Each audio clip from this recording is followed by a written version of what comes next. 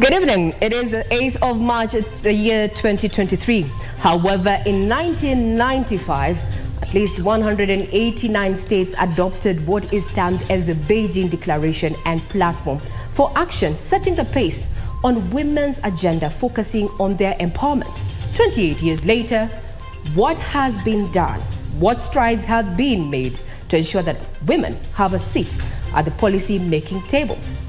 In business, from Senator Tabitha Karanja, owner of a multi-billion empire, to CEO and co-founder of Melvin T. Forum Tahi, successful women are setting the stage for women out there who want to venture into different sectors. And in sports, sports has the power to change lives, the ability to drive gender equality by teaching women and girls teamwork, self-reliance, resilience, and confidence. Women in sports defy gender stereotypes and social norms, making inspiring role models and show men and women as equals. So tonight, we celebrate women.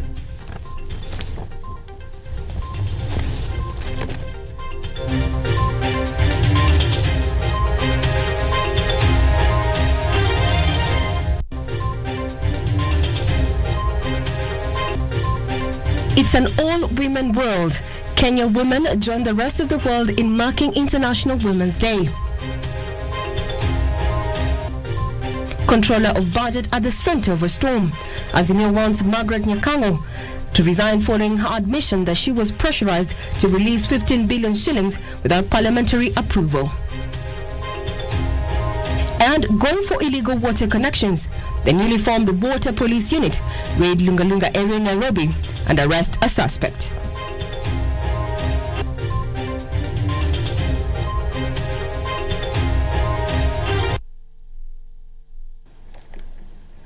Good evening. We are celebrating women as we mark the International Women's Day. I am Regina, Manyara, and our sign language interpreter is none other than Lady Lucy Maura.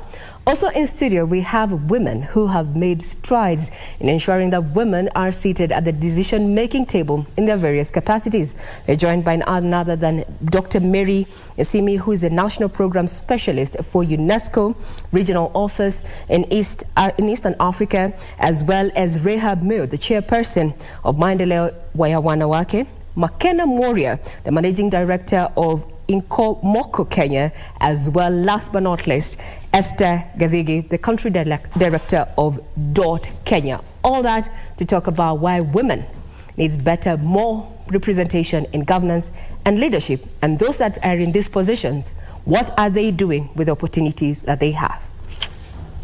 But first things first, let us look at the stories that have been making headlines. Now, Kenya joined the rest of the world in marking the International Women's Day with challenges such as violence against women and the lack of resources for economic growth identified as issues that have continued to hold women back.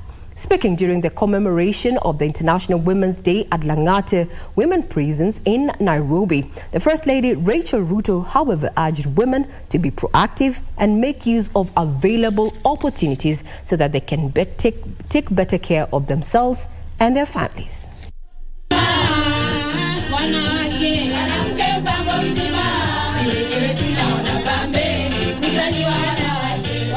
Songs and dance characterize the International Women's Day at Lang'ata Women's Prison in Nairobi.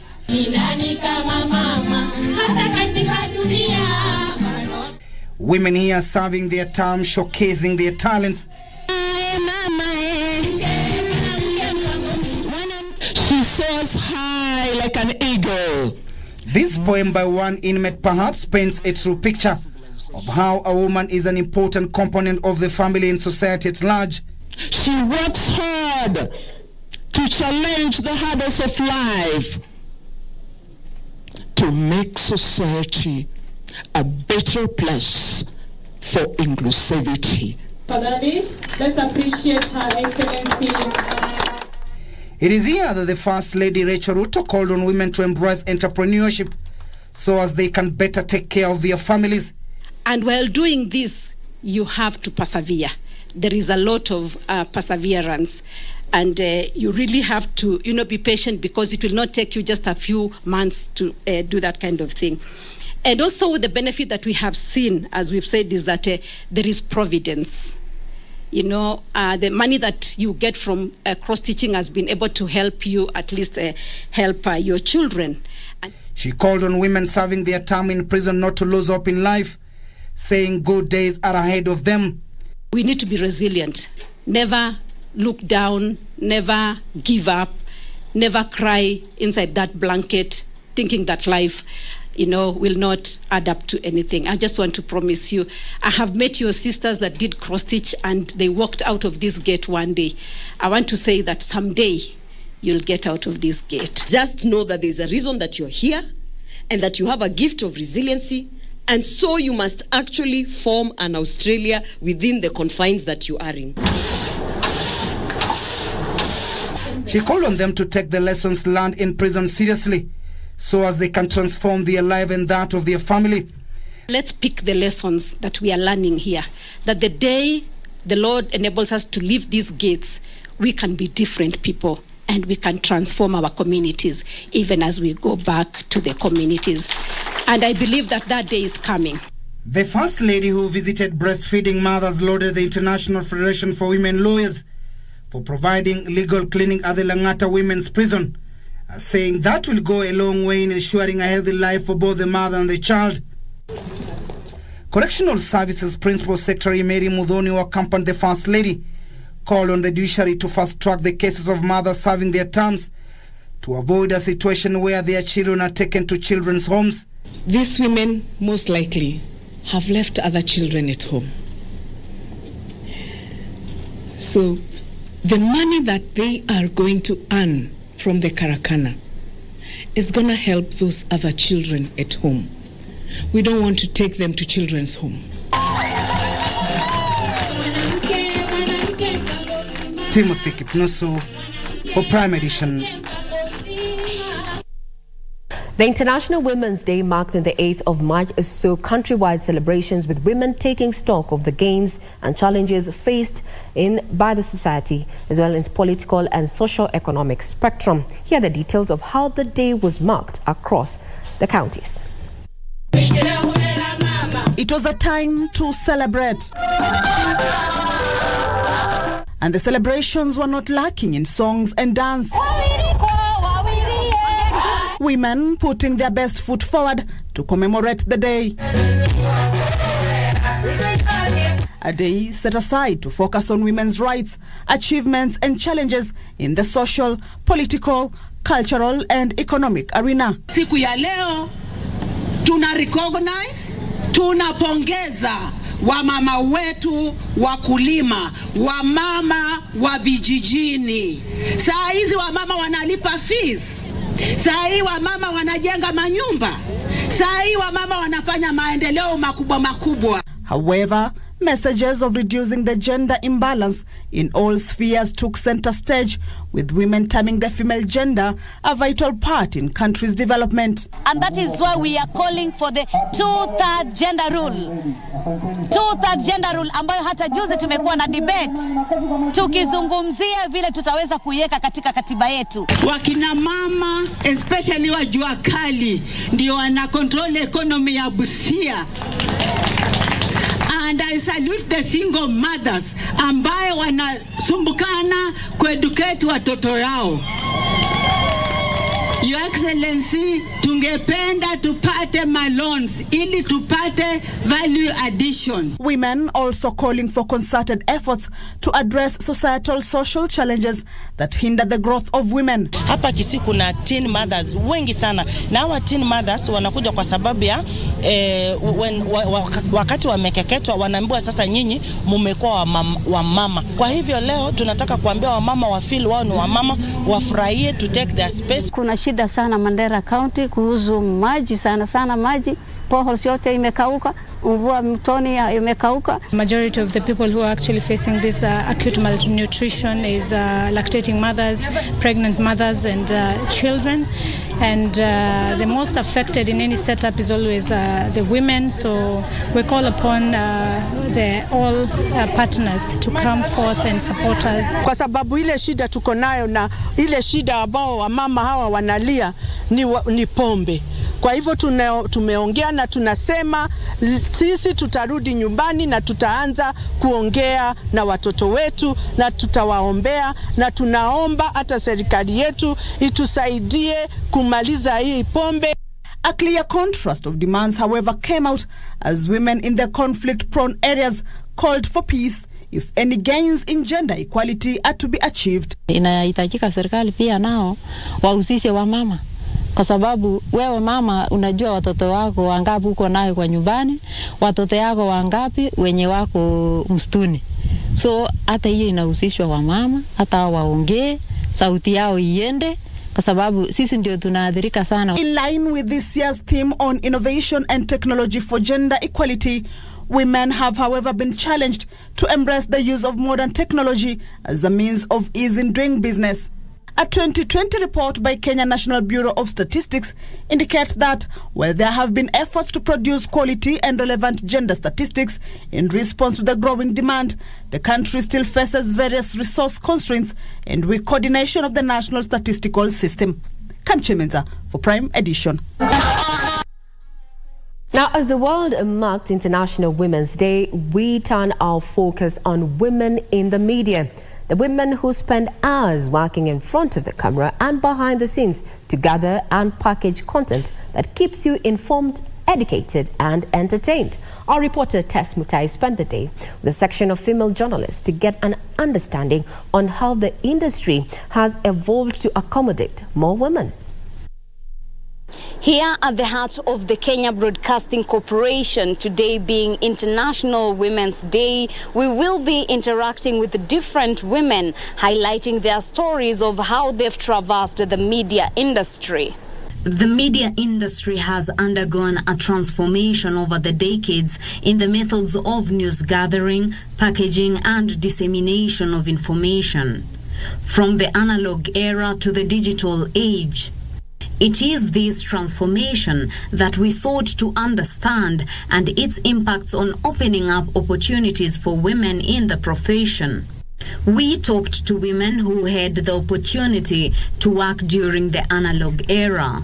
We faced all the challenges in media because I think men could not embrace the idea that women could work as well as men in the media industry. It was a lot of work because you had to carry so many tapes to take for transmission, okay? But now everything has been digitized, everything is on soft copy. I came, I was a lady, there was no other lady, I'm the pioneer. And they even, all the bosses were men, all the workers were men, and even they had some problem with me. They didn't know where to place me. Previously, women were not many. When I look at it generally, the technical field, we had fewer women. They say the media industry has evolved and provided a platform for women to voice issues affecting them. Only for my bosses to realize later that I'm doing what the men are doing. They couldn't believe it. Then I was told to do what I can do, where I want to be. Because they used to say that women, we fear innovation. But today I'm happy when I see young girls, even in colleges, embracing technology. The generation of today is not like our generation. Our generation, you have to go through all the processes. Today, it's not like that. As long as you can get work done through a shorter process. Their stories differing from those who began their journalism career during the digital era. In comparison to our male counterparts, usually you have to show that you know what you're doing. People at a glance do not think that you know what you're doing, especially in business reporting. So you have to be very bold, you have to be very assertive. In acknowledging the progress, they said it is not time to celebrate just yet. A lot more needs to be done to level the playing field. I appreciate every step that women have done. At least, given a chance, they have proved us men wrong, that they are better than us. So on this day, we celebrate them. We need to give them more energy and more space to prove us wrong. And the best thing that we can do as men is to ensure that we create an environment whereby women will continue to rise. Because as we say, if you lift a woman, you lift a society. KBC Acting Editor-in-Chief Millicent Awor says rising through the ranks is an uphill task for most women, but it is a challenge that is slowly being overcome, urging women to present themselves for leadership and embrace the responsibilities that come with the job. Some employers will prefer the male gender because they know that a woman has to go the family way. She comes in, maybe they look at it as a baggage, but this is the beautiful part of a woman. So don't fear going through these challenges. Her advice for women is to remain resilient and occupy their space through hard work. Indeed, women afford to occupy different spaces at workplace. And from the Kenya Broadcasting Corporation, we say Happy International Women's Day to all women out there. For Prime Edition, I am Teresa Mutai. We continue celebrating the strides that are made by women across board, even within our broadcast value chain. And I like that the men have also chipped in and said that, they've acknowledged that women are brilliant in their own capacities, and for us to actually achieve gender parity, we cannot go it alone as women. We need them too.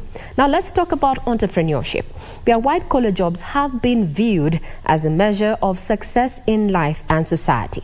For Grace Ngoge, who is a fashion designer turned entrepreneur and runs a cosmetic manufacturing firm, her story is quite the opposite. The world celebrates, and as the world celebrates International Women's Day, our reporter, Opicha Chemtai, interacted with the entrepreneur and brings us the story of a woman who rose from grass to grace in a male-dominated industry. Caught up with Grace Ngugi, an entrepreneur who runs a cosmetic manufacturing firm located in Athi River on the outskirts of Nairobi City. He narrates to us how her entrepreneurial journey started. Now it's 2 years. This month, the 15th, will be 2 years exactly when my dear one left us. We started this together. And this is something I can encourage ladies or women. If you have a business, a family business, try and understand what you do. Even if it's him, be nosy and find out what is he doing. She takes us through the cosmetic plant. From the lab, where we have the composition of all these chemicals that are put in together, we would call it a recipe. Yes. Then we go to the stores where the quality assurance person from the lab writes a list of all the products that she requires, from the power to the boiler.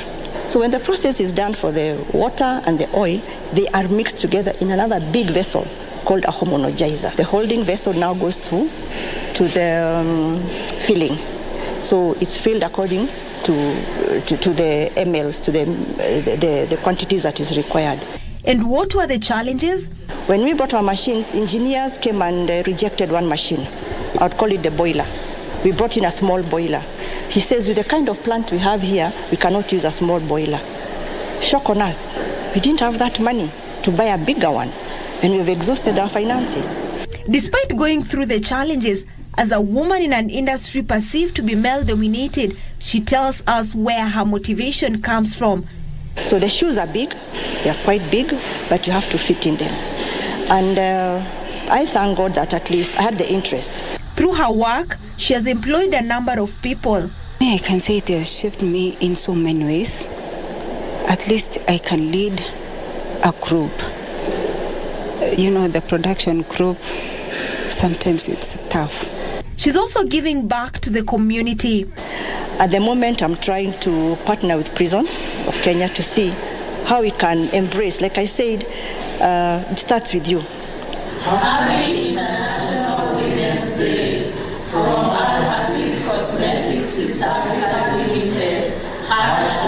#GenderEquality. What else can I say? Indeed, it is an inspiration story of a woman who has been through it all, seen it all, and decided to soldier on. To all the women out there, start small, keep pushing, and never stop. Happy International Women's Day.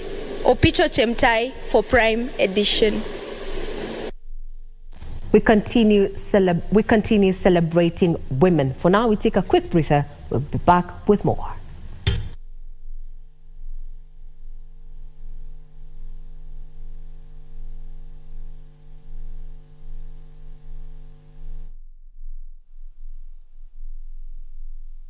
kuna hizi kampuni zenye zinajua mali niko, kitu nimekula breko, kitu ninasema sahi, kitu nitakula next week on Thursday, pesa niko nazo kwa account, siblings wangu, the list is endless. Na mnajuaje hii information? Kwani mnani stalk? Lakini nikuulize, kabla ya kupress allow, ulijiuliza hii information ilitumiwa kwa njia gani?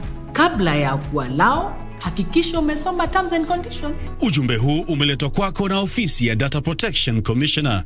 On our next episode of Eye on the Counties, we feature County number 37, Kakamega County. I, Honorable Fernandez Odinga Baraza. We have a one-on-one with Governor Fernandez Baraza as we dive deeper into the matters that affect the residents of Kakamega County. What is his development agenda? What has he achieved so far? And what's at stake for the residents of Kakamega County as far as development is concerned? Live from Kakamega County, join Victor Olo as he engages His Excellency Honorable FCPA Governor Fernandez Baraza this Thursday at 7 a.m. on Good Morning Kenya, only on KBC Channel 1.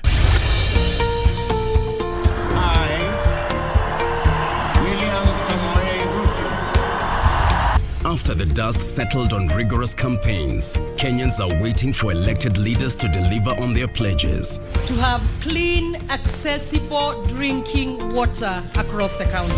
The hustle of everyday Kenyans is encouraged and rewarded. Operationalizing Kerugoya Level 5 Hospital.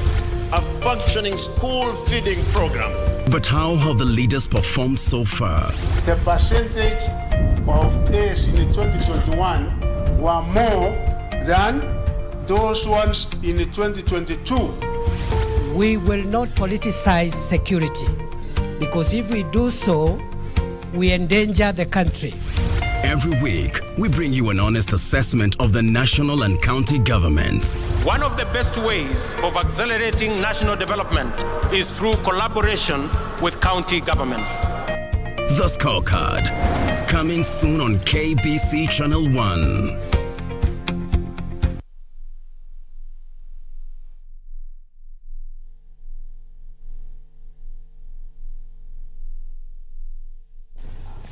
In celebration of International Women's Day, we focus on women who are doing ordinary things in an extraordinary manner, ditching the conventional thinking to venture into uncharted waters. Tonight, we feature 36-year-old Gorette Mombi, a public service vehicle driver who plies the Limuru-Nairobi route. For the past 5 years, the road has been her office, a job she holds with pride and zeal. Here's Ruth Wamboi, who spent her day with her.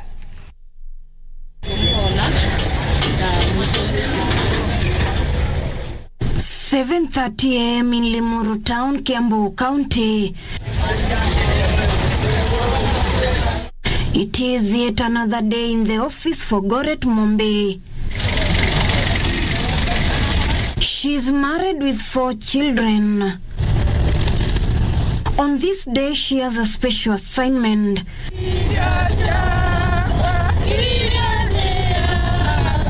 She's ferrying a women's group to church before continuing with her normal duty as a PSV driver. And the journey to Nairobi from Limuru begins. Interestingly, her husband is in the same line of business. He too is a matatu driver. Is this where she got her inspiration to join the industry? Mimi kupenda hii kazi nilipenda juu ya baba yangu. Babangu amekuwa dereva kama for more than 30 to 40 years.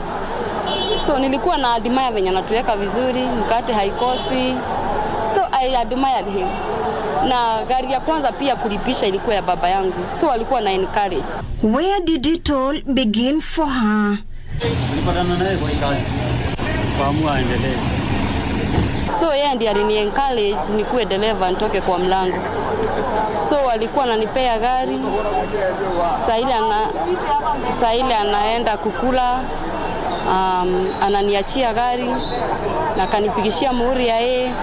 So nikakuwa dereva hiyo. She encourages women to believe in themselves and step out in any field. So waache kukaa huko, wakuje. Yeah, masako sasa tunatafuta maconductors, hatuna, unajua wanaume wamekatalia kwa pombe, wakitokelezea at least watutafute. Tutawashika mkono, wakuje watujoin na wanawake waendelee katika hii industry ya matatu. Na iko sawa na inalea watoto. As the world celebrates International Women's Day, how can the country close the gender parity gap in the economic sector? But what specifically do employers look for when hiring a woman driver? Reni nilimuona akiwa na basi. Sasa hiyo nikamwamini akosa juu ukiona mwanamke kama ako na basi hata gari dogo anaweza peleka. So ndio nilimuita tukajadiliana na nikamuuliza kama ataweza kwenda na hiyo gari. Na nikimwambia kitu yeye ni mutilifu na huwa anasikia. Atusubuani hata. Mombi is so contented with the job, saying it has improved her economic status and she gets to socialize with different people. I think matatu is the life job for me. Yeah. Being in PSV vehicles, huwa nasikia poa. Hii kazi ni exercise na ni kazi. Kwa sababu ukiwa hapa akili na relax. Kwa sababu utaona mambo mingi, utacheka na madereva wenzako, maconductor, so stress zinapungua kiasi. Family and work has not been a delicate balancing act for her. Mwenye hii gari huwa ananielewa. Anakuwa very caring. So, si umesikia huwa naamka saa 1, bali saa 2 mimi nimefika. So hiyo saa 2 ndio nitaingia, naenda na pika na waosha. Si nawasaidia kufanya homework kabla mzee aingie. So mzee na yeye akiingia, nampea chakula, anaoga, tunaenda kulala. With satisfied customers and male drivers applauding her prowess. Amenibeba kwa muda kwa sababu ni miaka kadhaa mimi ni mkaaji wa huko. Napenda vile yeye hufanya kazi yake. Very careful, kama mwanamke anarinda kila mtu. The lady have that experience. Okay? And the confidence. Because unajua ladies wanakuanga chini kidogo. And with the crazy city traffic jams, Mombi has an advice to drivers. Kukaa kwa hii industry ya matatu, usifanye venye wengine wanafanya. We fanya kulingana na venye we unaona ni vizuri ufanye. Usifuate huyo mwingine. Maybe anaweza kuwa amepotea na ameingia kwa shimo na we umfuate uingie kwa shimo. So mimi naonanga kufuata hiyo jam as far as inaenda kwa sababu haitakaa hapo. It's better off kuifuata kuzuia hiyo kufungia wengine barabara.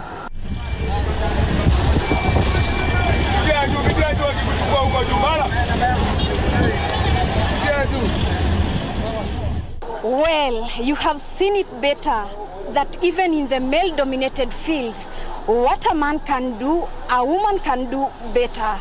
Ruth Wamboy reporting for Prime Edition from the county of Nairobi. And now the truth is actually out that women are better drivers. Now, as the world marks International Women's Day, we highlight some of the women who left a mark in the country's history. The first female member of parliament in Kenya, Grace Akech Onyango, and environmental activist Nobel laureate Wangari Maathai, Charity Ngilu, Nyiva Mwendwa, and Martha Karua are among the notable women figures in Kenya's history. Moment for me and for all the wonderful women, especially who plant trees in Kenya. In 2004, Wangari Maathai put Kenya on the global map by being the first African woman to receive the Nobel Peace Prize for her contribution to sustainable development, democracy and peace. According to nominated Senator Tabitha Mutinda, Maathai's strong voice on issues of democracy and peace will go a long way with some of the issues we currently face as a country. Today, I appreciate so much the likes of the late Wangari Maathai, the Nobel Prize winner. This country matters, environmental matters. We have issues as far as climate change. We've not had rains for quite some time. It's a very it's sad. It's very challenging. We have challenges. We have drought issues in the country. And I want to appreciate her for always voicing out matters environment. Grace Onyango broke the ice in a male-dominated political space in 1969 and became the first woman member of parliament. She would later launch a policy where, if a serving male employee of the council died, his wife or a female relative will be employed to replace him, and this paved way for the journey of achieving the two-third gender parity. Mimi nawaambia kwamba nyinyi mna nguvu zaidi ya wanaume. Over 50 years later, more women have followed in Grace Onyango's footsteps, where the country currently has 5 female governors and 15 elected and nominated senators. We have not more than two-thirds gender rule. We have not managed to get there, but we want to say that if we continue with this zeal that we have, we are going to get there. We are going to have enough women in the decision-making tables. Take this opportunity to celebrate all the women of Kenya. Any child that's born a woman, wherever you are, be it a baby, girl, a grandmother, you are celebrated. It's your day. We remember you, we revere you. It's your day. Across the globe, notable women have also risen to be heads of state. Former Liberia President Ellen Johnson Sirleaf and Tanzanian President Samia Suluhu Hassan are among them. Happy International Women's Day. Happy International Women's Day. Happy Women's Day to all the women appreciate and love being a woman. For Channel 1 News, I'm Wangari Washuri. Now, by the time we went to press and prepared that a step in history, honoring women who have made significant contributions in Kenya's history, we did not know that we would be losing an icon. I'm talking about Mama Grace Onyango, who this evening, it has been confirmed by the Kisumu County government of her passing at the age of 99 years. And we look at her achievements that she made, especially being the first female elected leader to lead, or rather take a position in governance. May her soul continue resting in peace. Now, as the world celebrates the social, economic, and cultural, as well as political achievements of women, this year's theme is digital, innovation, and technology for gender equality, with an emphasis on the important role that technology and innovation play in advancing gender equality. To mark the day, women in Kibra were sensitized on how to use social media and new digital tools to highlight inequality and create awareness among the younger generation. Trevor Ngendo reports. At Roaland Scouts Camp in Kibra, Nairobi, women from diverse cultures and backgrounds gathered to mark a special day for them.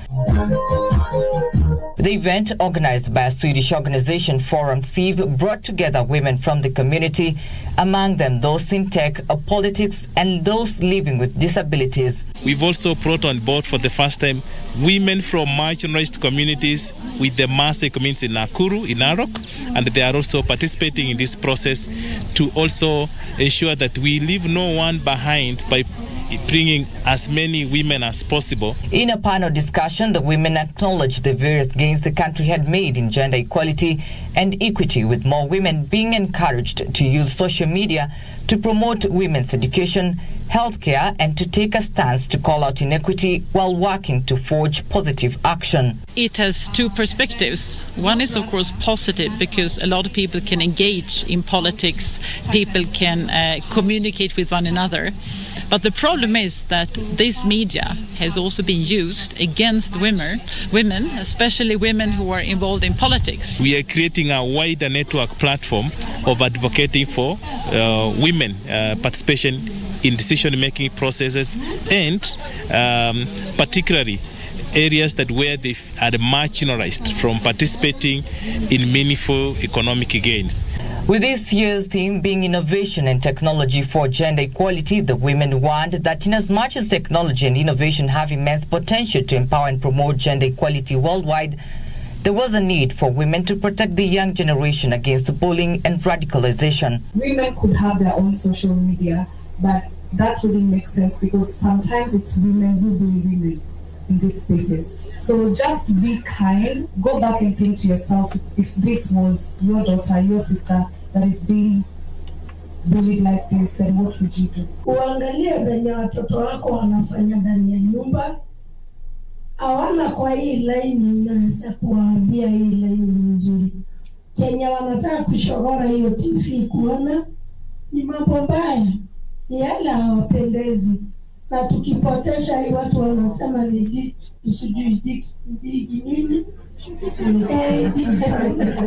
Ni kupotesha jamii, ni kupotesha maisha ya kesho. Men were also called on to embrace and support women for the sake of a better society. Because without supporting women, then the cause of ensuring a just and sustainable world is not going to be achieved. Let's all embrace equity and ensure that we support all women in all spheres of life. Never give up, but be kind to yourself. Realize that you can't change the world in one day, but it will happen soon enough if you work for it. Women around the world continue to face inequality and discrimination in many areas, including healthcare, sanitation, safety, and representation in leadership positions. And it's thus crucial that for us as men, continue to push for meaningful change and work towards ensuring that we create an opportunity for them to thrive and reach their full potentials. Reporting for KBC Channel 1 from Nairobi CBD, I'm Trevor Ngendo, wishing all the women a happy Women's Day.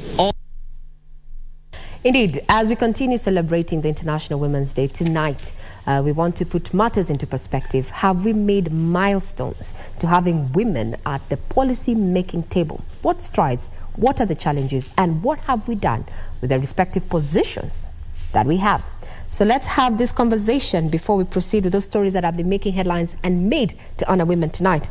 We start off with my panel that is made up of quite the women who are changing the world in their various capacities. We have Dr. Mary Nyasimi, who is the National Program Specialist for UNESCO Regional Office in Eastern Africa. Also, we have Madam Rahab Moyo, who is the Chairperson Maendeleo ya Wanawake HSC. Makena Moria, the Managing Director at Inkomoko, Kenya. Esther Gadhege, Country Director, Kenya. And last but not least, Gloria Robo, the nominated senator.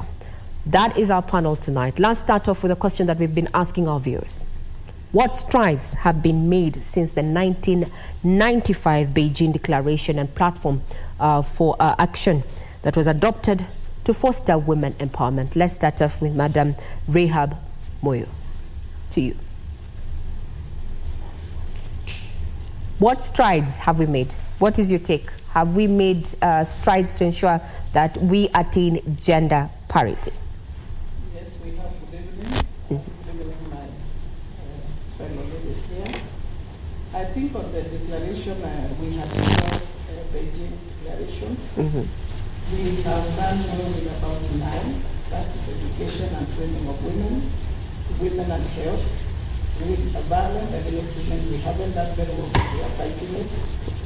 Well, ma'am, apparently we are having a sound glitch with your voice. We'll be coming back to you. But just to remind our viewers that tonight we have an eminent panel, so to speak, of women who are, in their various capacities, changing dynamics in as far as women inclusion is concerned. We're talking about scientists.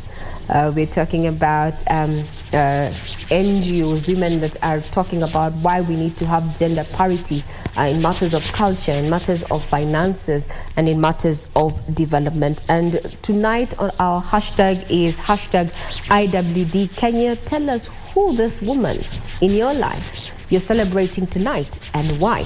And you're going to be sampling that at the tail end of this particular broadcast. I believe that we have our sound rectified, and I'll just take it back to you, Madam Rahab there. You've said that you have done 9 out of 12 and you are listing them. So Yes. kindly proceed. Yeah, thanks. So we said women and health, women empowerment and women we are trying, women are confident and women are able. And now we celebrate that we have 7 countries and we have real challenges in peace and peace. Indeed. We are quite old, we are trying. Okay. It seems we still haven't, apologies, sorry for interjecting you once again. We're still not getting the sound. We'd want to hear you as clear as possible as we're marking the International Women's Day. Let's take a quick breather. We'll be right back. Do not go away.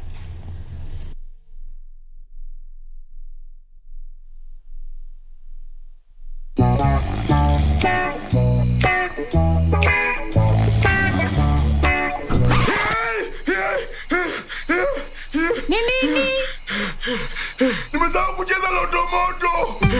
Usisahau kucheza Loto Moto. Shinda milioni 2 kila siku kwenye M-Pesa. Chagua lipa na M-Pesa. Paybill number 757070. Account number andika neno Loto. Kisha weka star na nambari yako ya simu. Weka kiwango chochote cha pesa kuanzia shilingi 50 hadi 2,000. Aulali. Lipa kisha subiri draw. Welala. Nitakutimizia ndoto zako. Milioni 2 usiamini. Ujumbe huu umeidhinishwa na BCLB.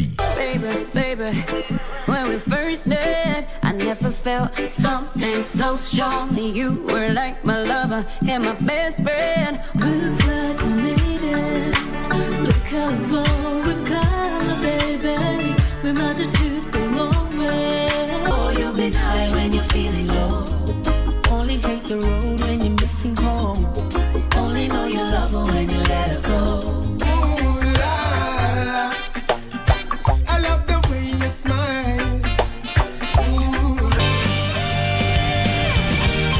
How dare you stare at this picture every day?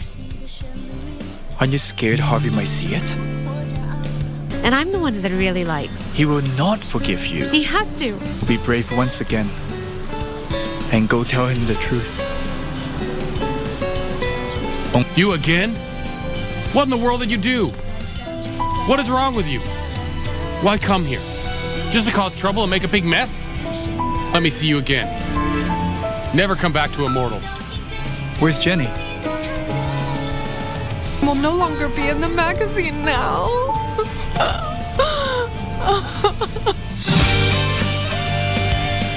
On our next episode of Eye on the Counties, we feature County number 37, Kakamega County. I, Honorable Fernandez Odinga Baraza. We have a one-on-one with Governor Fernandez Baraza as we dive deeper into the matters that affect the residents of Kakamega County. What is his development agenda? What has he achieved so far? And what's at stake for the residents of Kakamega County as far as development is concerned? Live from Kakamega County, join Victor Olo as he engages His Excellency Honorable FCPA Governor Fernandez Baraza this Thursday at 7 a.m. on Good Morning Kenya, only on KBC Channel 1.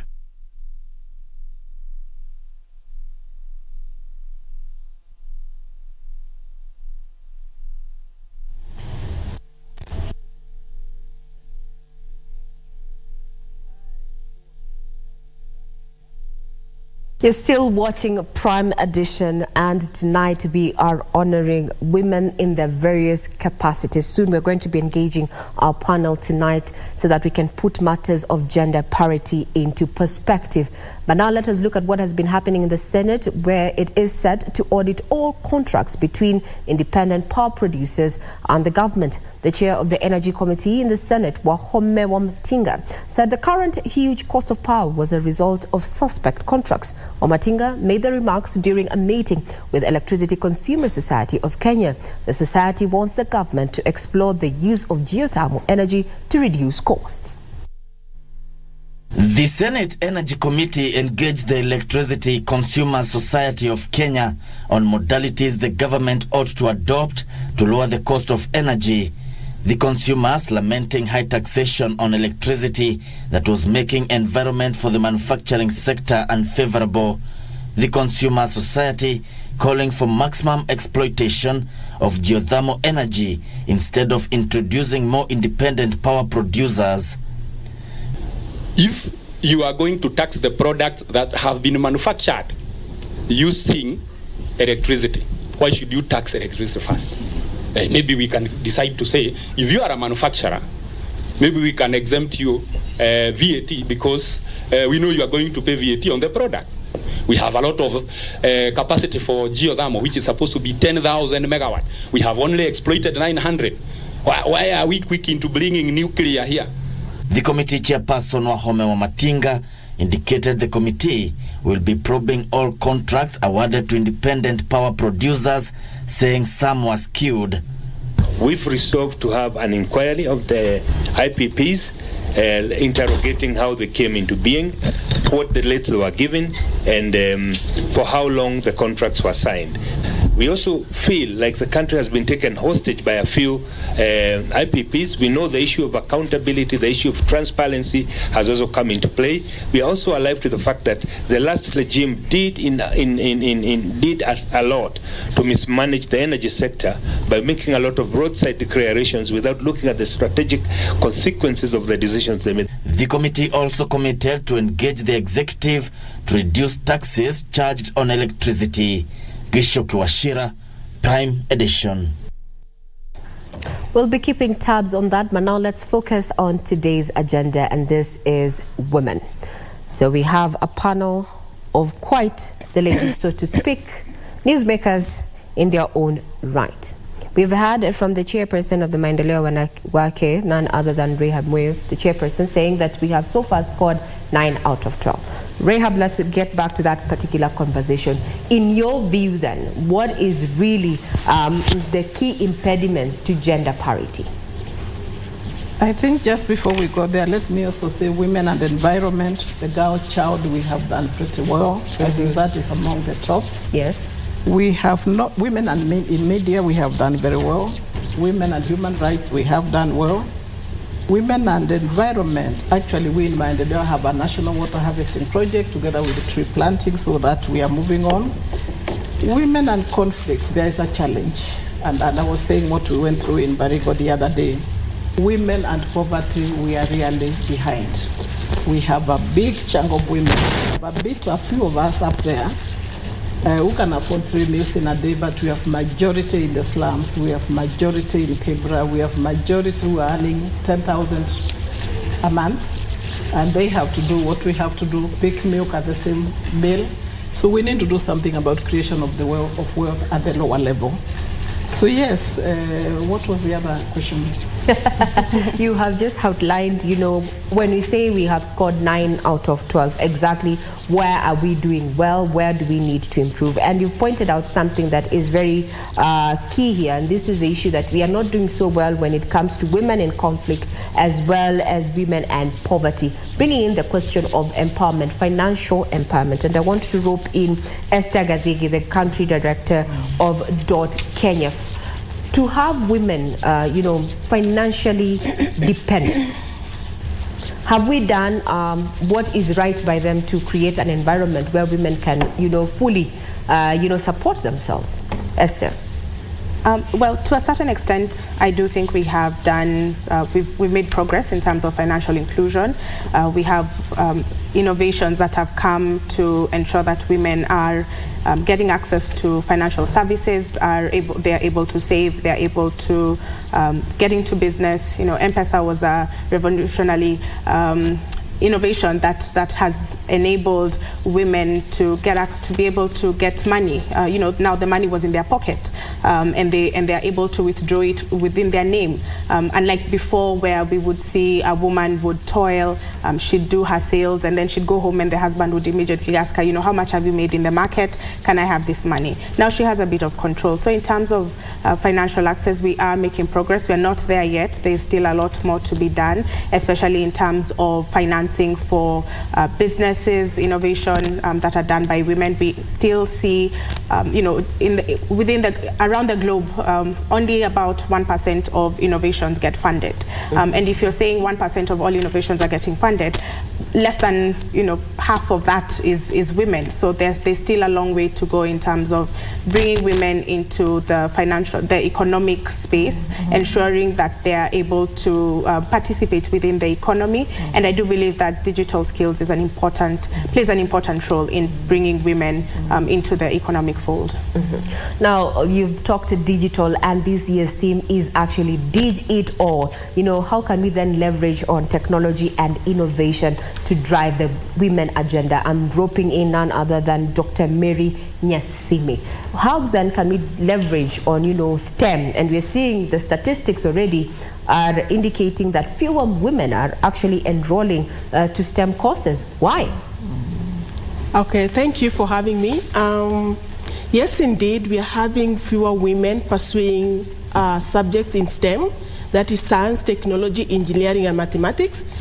And the problem starts right from primary school, and it also then cascades all the way to secondary. And then by the time they reach the university, there are very fewer girls and women pursuing sciences and STEM subjects. The reason is probably our culture. We don't give enough encouragement for the girls to pursue sciences. We believe science is a difficult subject for women. As we always say, after school, you go home and start, have to do other housework.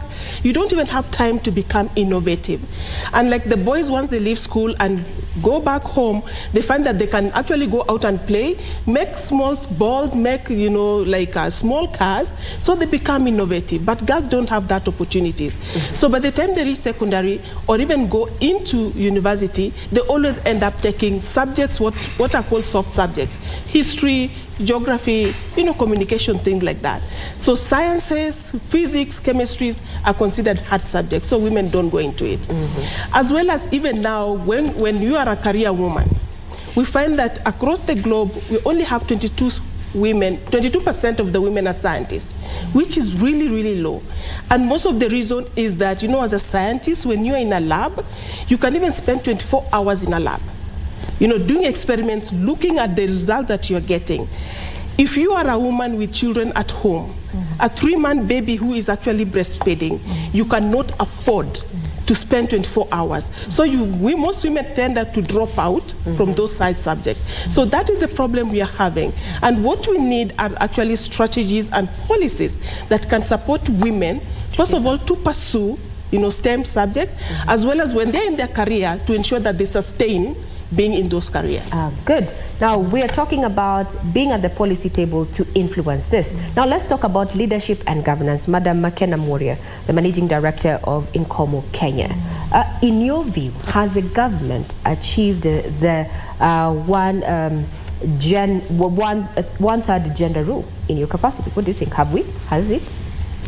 Thank you. I think we have a very progressive constitution. I believe, though, there's a long way to go in terms of the implementation of the two-third gender rule. But that doesn't show that we have not made strides. I think we have at the national and at the county level. We've seen a lot of appointments at the national level in terms of cabinet roles, in terms of PSs, but also at the county levels where people are being elected, even women governors. So there have been strides over the last successive kind of election periods. But also in terms of governance generally, at the corporate level, we've seen great strides, especially for women in Kenya. I think we are now standing at 36%, which is higher than the global average. So what does that mean? More women are at the decision-making tables. More women can push policies. More women can amplify the voice for gender-sensitive, responsive actions, whether it is at government level or corporate level. So I believe we've made strides. There's still a long way to go, but I think we are getting there. So we have women who are in these positions of power, but then the question is, are they doing justice by the women agenda? Madam Rehab, speak to that. Yeah, thank you. I'll go back to the 90s when we had 6 women. We had my patron, Dr. Phoebe Asio. We had our sisters Charity Ngilo, Mother Karoa, Mbedi Mogo, Zibora Kitoni, and maybe I think Grace Mwendo at that time. And they started this ball of affirmative action and actually getting us into the 47 women seats. We are I remember in Naivasha, we were all over the place lobbying our members of parliament in the 90s. And I'm talking about that time we had Kina Mama Aida, we had the CJ today. And we were all, trying to get the 47 seats. And Charity and Mother stormed out of Naivasha because of the 47 seats. And Kina Mutula made sure we got the late Mutula, made sure we got those seats. So I think what we are asking is, the women sitting on these seats should appreciate that a job was done. We need to get the value for these seats. I am not saying we are not getting. I'm just saying that 6 women did so much. Now we are over 80 in parliament. We us in Maendeleo, who are just a civil society organization, though we work with the government of the day, we are worried that we are seeing so many girls giving birth at 13 years. We had over 700 girls during the last exams were being done. And we're asking, where are the voices? These numbers need to translate for our girls at the grassroots. And being a grassroots women organization, we want to see them, the affirmative action, what the FGM we are talking about, the peace in the, in those counties in Turkana, in Pokot, in Elgeyo. We need to see them sitting down with the elders so that we get what we were looking for when we were looking for the numbers. The book in front of me here is Maendeleo 70 years. And all the mothers, Mama Grace, we went to see her last year as a trailblazer with the former minister, Professor Kobia, just to say thank you for the work Mom have done for us, and many other women. So the history is here for the last 70 years. So we are saying, please let the numbers translate. Let our sisters in parliament, they will make policies for us, we appreciate, in Senate. But can we do a little bit more work at the grassroots, because poverty is finishing our girls. The number that we have currently in as far as women leaders are concerned is running at around 87. And I'm hearing what Rahab is saying is that we need to have value for that representation that we currently have in as far as governance and leadership is concerned. Just concluded August polls there. We had 7 elected governors. Now we have 3 elected senators as well as other 12 nominated senators, so to speak. So we have women at the seat of the table. Are we doing enough? Now, before we answer that question, just to remind you that we are posing the question to you and honoring women. Get on our Twitter handle. Our Twitter handle is at KBC Chat 1. Let us know who you're honoring tonight as we celebrate the International Women's Day and why. We will be taking a quick breather and speaking business. But before we speak business now that we have the numbers and the question is we are feeling that they are not honoring as it is, I'd want to rope in the rest of the panel. In your own view then, what do we need to do so that we get more value from our women leaders, especially those who are in elective offices? We have 47 women reps, we have 5 governors, so to speak, 3 elected senators, 12 nominated senators. Let's start off to the far end, Daktari Mary Nyasemi. Yes, indeed, I'm quite excited by the numbers of women leaders that we have. And at UNESCO, we have this program of women mentorship, girl mentorship programs. And these elected leaders can be the mentors that can actually train young girls to become future leaders. Can we draw on the experiences, the leadership skills that they have, to train young girls at primary school, secondary, even university, to be leaders, to have the confidence to either take up a political post, to become a scientist, to become an engineer, to become an astronaut? Can we use them as mentors? At UNESCO, we do have that program, and we run STEM camps for girls. We're going to have one in Kenya in April that's going to be there for 5 days in April, and it will be at Tumutumu Girls. And this project is actually funded by Intel. But can we have these women leaders coming, talking to the girls, telling them, what do you need to be a leader? A political leader for that matter. Not only a political leader, can we also look at women who are in the private sector, the CEOs, the medical engineers, the physicists, also to come and just talk to the girls, encourage them to pursue whatever career they're going to pursue so that we can build a better Kenya. I can see Esther Garigi there, the country director, nodding. I can hear it. Please add on to what do you think? What do you need, especially entities and organizations that are way far removed from government? Then what do they need to do, to foster and ensure that we attain gender parity? I would say the most important thing is that we need to step away from the assumption that leadership is only within institutions or just in parliament. Wherever you are as a woman, whether you are Mama Mboga within the soko, whether it is within your church, within your communities, within the small, within the estate, in any opportunity where a woman has an opportunity to lead, by setting those examples, by taking on these positions, by making decisions and creating change in whatever small way, in whichever position that you're holding, then they'll be able to influence even bigger positions. One of the things that, just from the example we had a few minutes earlier of the lady who's a matatu driver, talking about, she learned from her father and she was able to get where she is, and she's encouraging more women to get into that space. So how do we show that we are capable of doing these jobs? We are capable of achieving far beyond what the assumption of society is. So we need to break those biases by taking up any positions, any opportunities that we come across to show the example that women are strong leaders, we are good at making decisions, and those small decisions will then get to a point where we're able to influence decisions even in parliament, even worldwide. So I think that courage to take up the space, to sit at the table. Don't wait until the table is created for you. Make your own seat. Often actually, there is no table. You carry your table to the space. Exactly. You carry your table to the space. So, Makena Moria, in your recommendations, what would you like to see so that maybe in the next 5 years we're not here again having this conversation, saying that you're still having a score of 9 out of 12 in as far as the women agenda is concerned? I think I can refer to where I work in the ecosystem that we work in as Inkomoko. We support refugees, we support local entrepreneurs. We have supported over 50,000 of them across East Africa, and majority are women. I think around 56%, and 62% of them are refugees. So how do we empower more women to have greater livelihoods, to build thriving communities? It means that we keep working with our partners in government, in the development sector to bring down those barriers around access to credit, access to resources, access to information and education, access to technology and the digital space, which breaks down biases and also ensures that women are able to control these resources and build their own income. So how do we work better with government and other stakeholders and women to ensure that these barriers are broken down one at a time?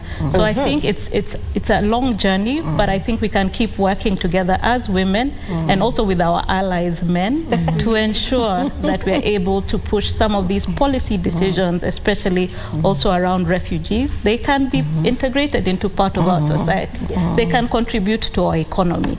So I think we need to think beyond marginalization, because women are the ones who are affected the most in whatever context. Now, as we work towards the closing, or rather bringing this conversation to a close, we have seen the political scene change.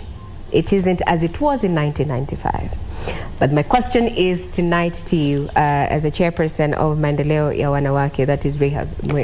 Is Kenya ready for a female president? Absolutely. You see, they agree with me. We are ready, and we start by thanking, we have one of our own in East Africa, Her Excellency Mama Samia Suluhu Hassan of Tanzania. So we are doing pretty well. After Salif, we got one. We had Joyce Banda, who is our friend. Let me say this. Maendeleo's journey from 1960 was 50-50. And Mama CEO will tell you that today, and she turns 92. She's in the US. And last year, we were busy campaigning for a woman deputy president, and we were asking the political leaders, and I say this with a lot of humility, on the side of Azimio, please give us Mother Karua or Charity Ngilu. On the other side, please give us Anne Waiguru or Alice Wahome. It was there, and we ended up getting Martha. So really, Maendeleo worked towards this. So we feel that come another, probably, I'm not sure about 5 years, but maybe 10. Maybe 10. We should start preparing, because the ground is too hot right now. We don't know how things will look like, but I think we are ready. We are ready for a woman president. Indeed. Yeah, we are. Indeed. And that is the table that we want to see a female leader calling shots, calling points, because as you have seen tonight in this particular panel, is that if we create synergies, if we are not scared to take up this position as women, indeed, there is space. Only is that from my panel tonight, who agree that most often at the table, you actually have to bring your own table, bring your own seat so that you can be part of the conversation. We've been having this conversation tonight honoring the International Women's Day. I'm going to give each of my panelists 30 seconds to send a special message tonight as we close the interview. We start off with Dr. Mary Nyasini. Yes, as we celebrate the International Women's Day, at UNESCO, we ensure that women and girls do have access to technological and innovations, but we also ensure that they help shape them. Because if we leave women to design all these technology and innovations, they will design them to their own desires. So we create space for women, provide them with opportunities, either through mentorship programs, training programs, scholarship programs, so that they're within the field where they can, be engaged in technology. For instance, artificial intelligence is going to be the next frontier. By 2050, most of the jobs will be led by science, technology, innovations. So we are creating opportunities for women to ensure that we have more women in artificial intelligence space. Indeed. Esther, 30 seconds. 30 seconds. Let's break the bias. The ceiling, we've only cracked the ceiling. And if we work together, we can break that ceiling and soar higher. Happy International Women's Day. Indeed. Makena Moria? I just want to commend all women. We are resourceful, we are resilient.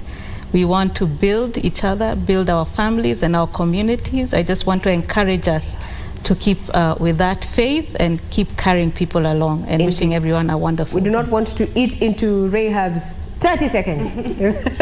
One word as we close. Happy International Women's Day from Maendeleo, a grassroots, the oldest and the largest, 70 years old, to all women of Kenya. And we are looking forward to going to lay our mother, Mama Grace Onyango, to rest in another when the program is out. And thank you very much for inviting Maendeleo. Thank you very much, ladies, for your time. Indeed, now, Caroline, let us speak matters business. Indeed, women supporting women with big titles right there. If they can do it, you can do it as well. Now, let's look at business news. The government is establishing cold facilities near lakes to boost fisher folks' earnings through the sale of fresh fish. Blue Economy and Maritime Affairs Cabinet Secretary Salim Vruya says the cold shed project, which begins next month, will be headed by fisheries cooperatives offices, offering the much needed market connections and price regulations.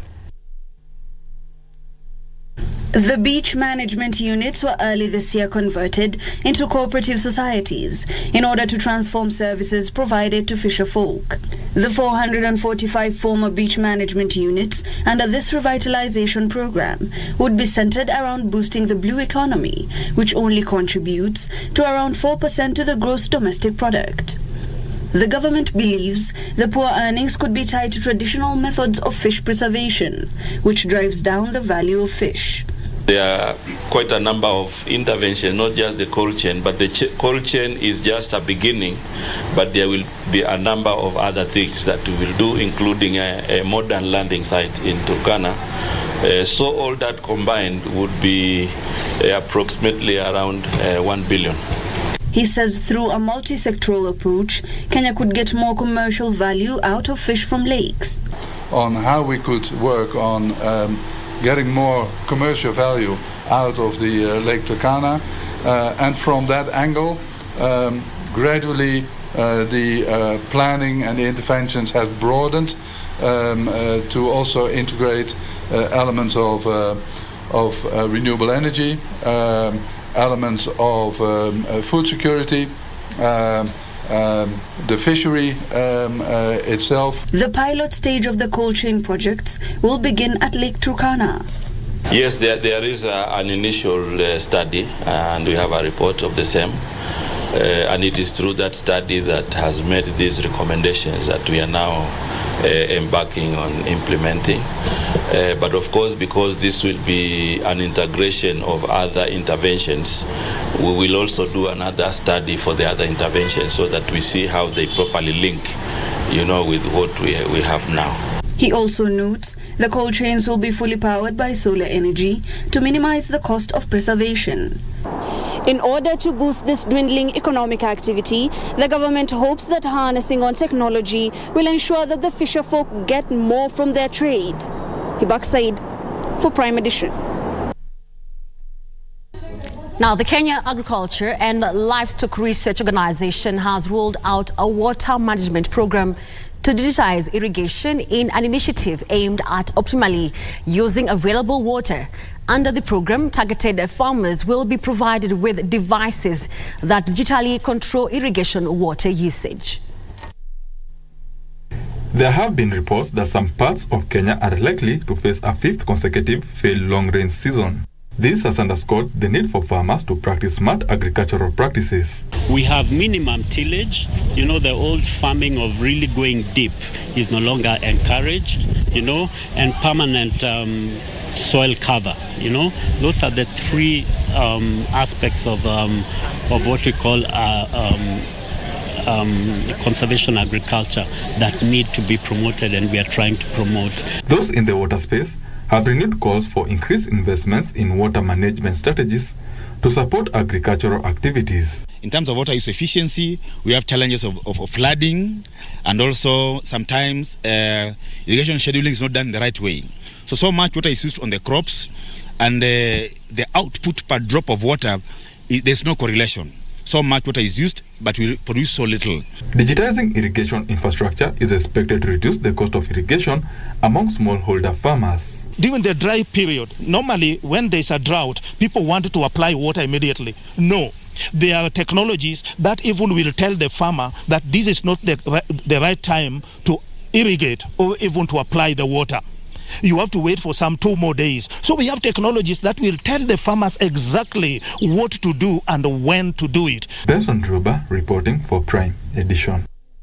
As women celebrate International Women's Day, the National Assembly has approved the nomination of Dr. Susan Koech as the Deputy Governor of the Central Bank of Kenya. This is after adopting a report by the National Assembly's Finance and Planning Committee that recommended her for appointment. Thank you, Honorable Speaker. I beg to move that this House adopts the report of the Joint Committee on National Assembly and Senate and approves the nomination of Dr. Susan Jemtai Koech as a Deputy Governor, Central Bank. This House today will go in the books of history as having contributed to putting women in leadership and putting influential, qualified, competent women at where it matters. The approval at the committee level was unanimous, Mr. Speaker, both at the Senate and at the National Assembly, Mr. Speaker. And so, simply when we look at the CV of Dr. Susan, I think it is clear that she's the most qualified lady to hold that position of the Deputy Governor. This House approves the appointment of Dr. Susan Jemtai Koech as Deputy Governor of the Central Bank of Kenya. Well, that marks the end of business news, but Karen Kibet is on the other end of the studio with the day's sports. Karen.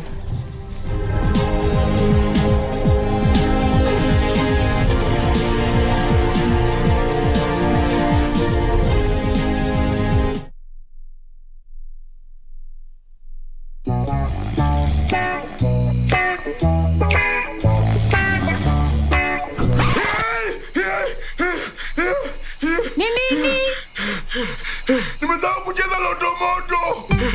Usisahau kucheza Loto Moto. Shinda milioni 2 kila siku kwenye M-Pesa. Chagua lipa na M-Pesa. M-Pesa, paybill number 757070. Account number andika neno loto, kisha weka star na nambari yako ya simu.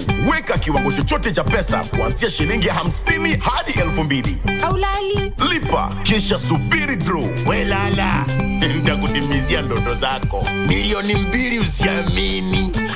Ujumbe huu umeidhinishwa na BCLB. Don't say that, Father. You took a holy oath. But I have doubts sometimes. Like now when I see you, what I feel is... Stop right there. Olegario, to whom did you send flowers to? Don't tell me you sent flowers to that other woman you had dinner with. Olegario, answer me. Did you send flowers to Martha Moreno? Well, what can we do, Ruben? We're far away from everything. Well, we are not that far from the restaurant where we had lunch, and I'm guessing we're not that far from anything. All right, but then... Please don't take too long.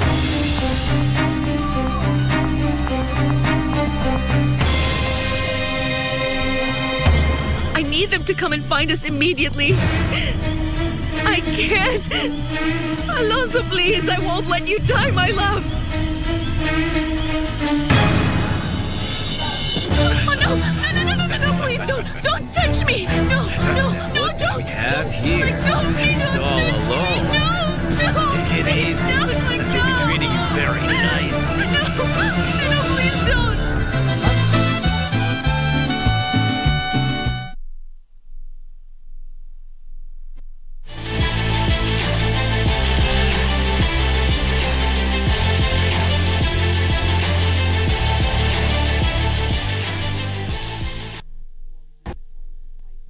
Welcome back. A very good evening to you. Let's now delve into sports matters. My name is Karen Kibet. The former Kenya Premier League champions Gor Mahia will face Nzoia Sugar in a top-of-the-table clash as FKF Premier League second leg kicks off on Wednesday after a one-week break. The tie will be played at Sudi Stadium in Bungoma. Tusker undeniably 1-0 lead in the first half that ensured they bagged 3 points to reduce the gap at the top of the log to 4 points.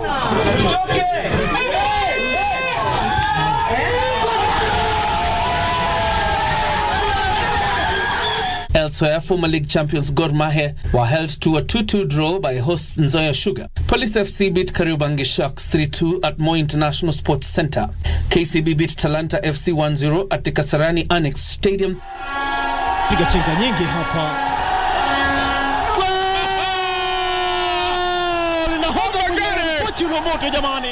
Mathare United lost 1-0 to Sofapaka, while Kakamega Homeboys lost 1-0 to Lindsay Stars. Ipige kichwa hapa.